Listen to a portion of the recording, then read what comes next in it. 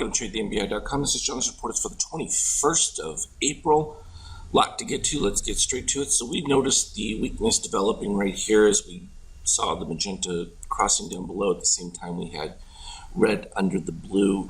From a daily standpoint, much more reactive in these early indications than we see in the smaller time frames. You also notice this takes place at the 50K level as well.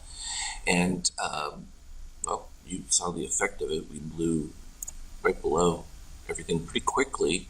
Now you're going to have that press to fight back.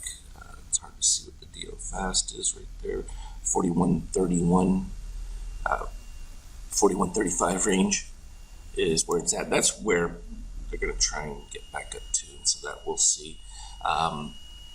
Critically, though, you can see this happens pretty regularly. The last time was like right over here, and you crossed the same situation.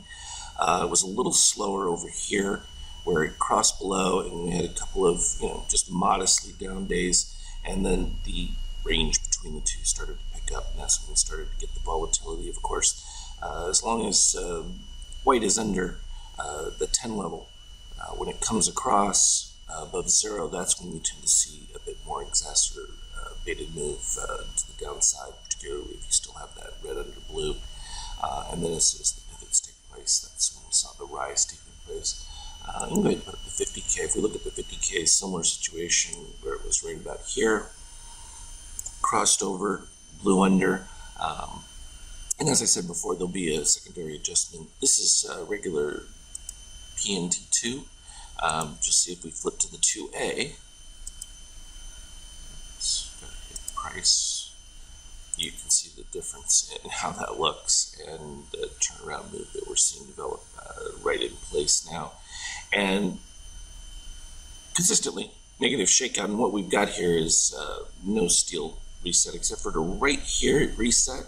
And that's where literally you can find spots where you get an orange dip and you move above the 13.5.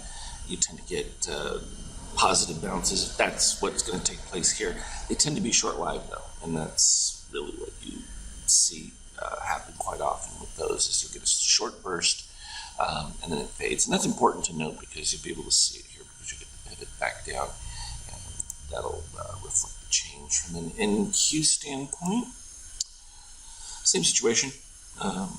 Pretty clean as far as that goes from a reading standpoint. Of course, you had steel reset all the way underneath here, just no activity from them, and with long-term buyer fade off, and there really wasn't much mid-term buyer activity at this point. And this is what we talked about as we get to the middle of the month, whether they would be able to hold on to that after the initial early month fund money coming in.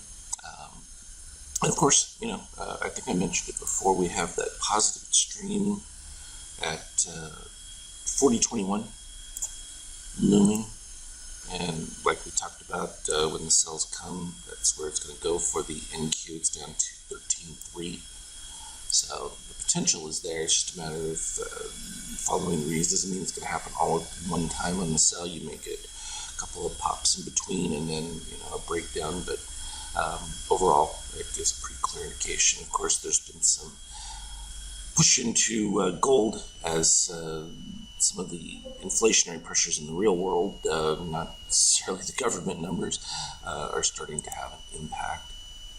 And from a euro standpoint, it's made a pretty tremendous move, and it's still not horrible in this particular case. But again, you get that same situation where you get the crossover at the same time you have the red moving below the blue. And it just adds to a little bit of weakness. What you need those sees that white move above 10 and maintaining that spread of red below the blue, and you get a much more extreme move. I thought I'd throw that one in Bitcoin. As you can see, what we look for, and something I've added to the NBI indicator, what you can always do in this particular case that I thought was helpful, if you go to the inputs and you have like the overbought, and I adjust it when I get rid of the cyan and green lines, you can move this to a 0, And then I added this other one called the trig line, which is a trigger point that I like. And so what that does for you is when you have the zero line, when we see those spots where we dip below zero on the red, we know that we're looking for the potential for a turnaround move when we get the pivots of the green and the blue. That would be the time to activate on those when you have white moving above that 19 level. So you saw it right here. So in this case, you have green up pivot, blue up pivot, as well as the white above there. That's usually your beginning of your momentum play, and what you want to see is that continuation of the angles of magenta and yellow continuing to rise, and that's what led to that bounce. It's very effective, and it works beautifully on a short-term basis as well.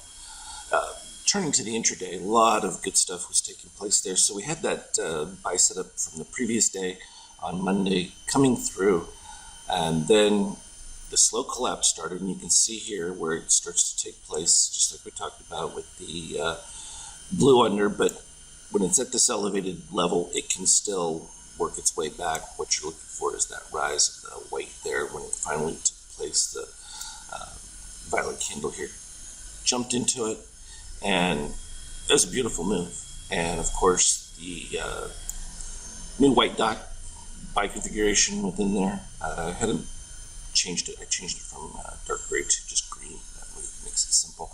But it was an excellent 22-point move, and then from that buy signal all the way until the red dot, which is now going to be part of your setup, it was another 12 plus points. Then we sort of ended up with this kind of middle where there's no real momentum taking place within that setup. And that's where, working with this one right here, where we get the sometimes dark cyan here, and it was the start of a move, and it's just one of those temporary ones where it wasn't significant enough of a pivot, and that's why it was just sort of flat. So even maintaining the short from there would have been okay within this kind of situation. It's just sort of a defensive. Either way, you could tell by the time that we started to roll over with the blue, which was right about here. We already had magenta angling down, red was already below, and then it was finalized right there, which initiated the next short. And what I was talking about, and I'll probably send this one out as well, I'll just replace it as the ratio hawk show me.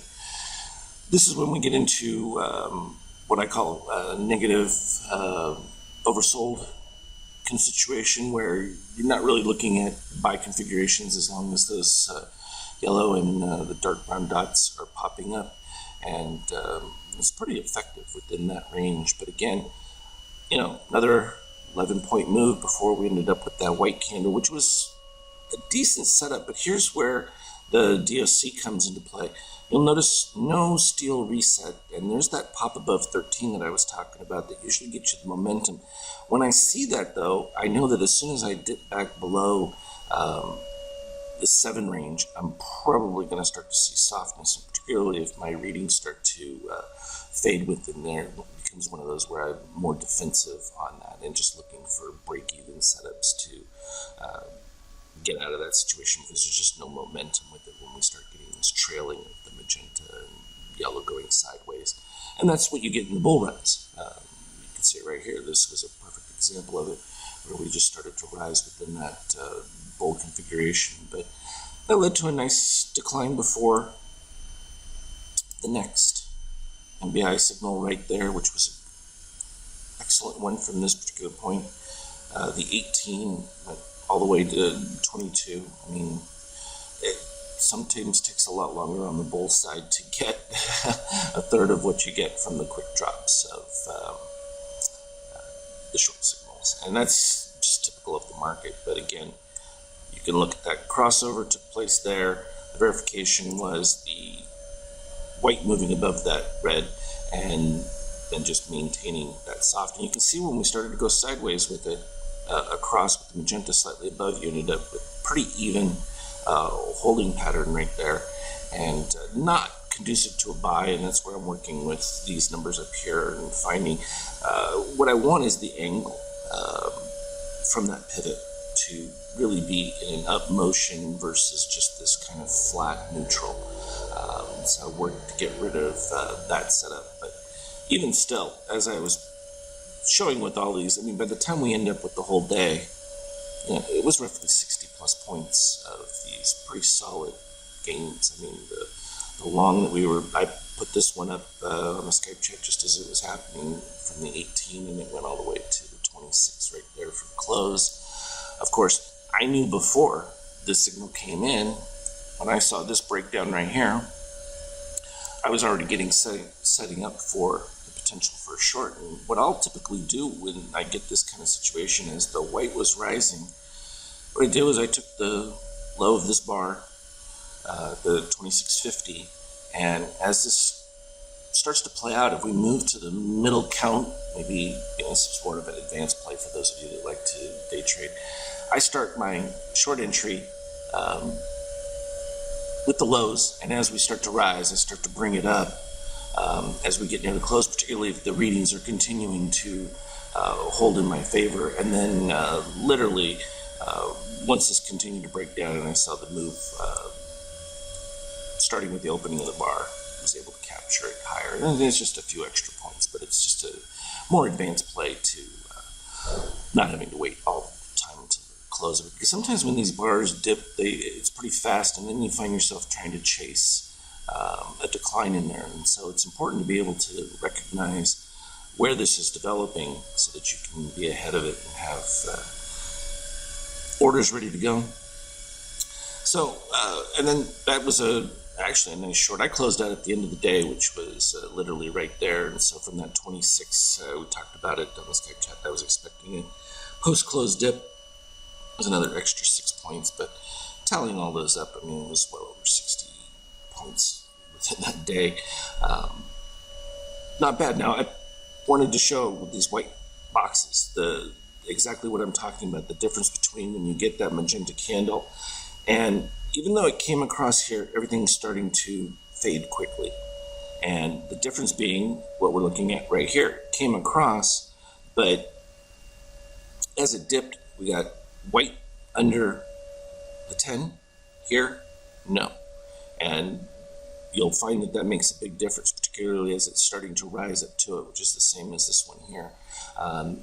In a lot of the magenta calculations, we have it that you've got to be above weight with the 10 level, but others, we just have it for the crossing of the red, which can happen a little bit lower, but you still need that upside momentum of it, and that's kind of critical. But here, you get this move across, and that sustains your up momentum within a play.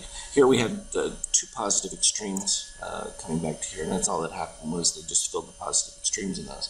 Didn't really change the overall trend of it because we were in that continuation trend, even though the indicator was completely resetting within that play. So now an up pivot of green, that would be a new momentum play to the upside, but you could see the reaction as soon as magenta got back over yellow. It was a big up bar from there. So I just have the cyan dot to add into the setups, the white dot already being in place, and I will get that out to everyone before the open. That way you'll have it, and I think that will be exciting. But I wanted to go over some of this advanced play, so I know it's a little bit longer, and I just wanted to be able to see how precisely you can get when you're getting these kind of up runs and being able to trail underneath some of these just as you begin to see the pivots taking place, and it becomes an effective way to enter, particularly if you want to scalp for 3-4 points at a time. You can just start racking them up in between a lot of these different plays without much downside. So it makes for a fun adventure. As always, though, I will update you on the Skype chat, answer any questions you might have, and we'll go from there. Trade well. We'll talk to you later.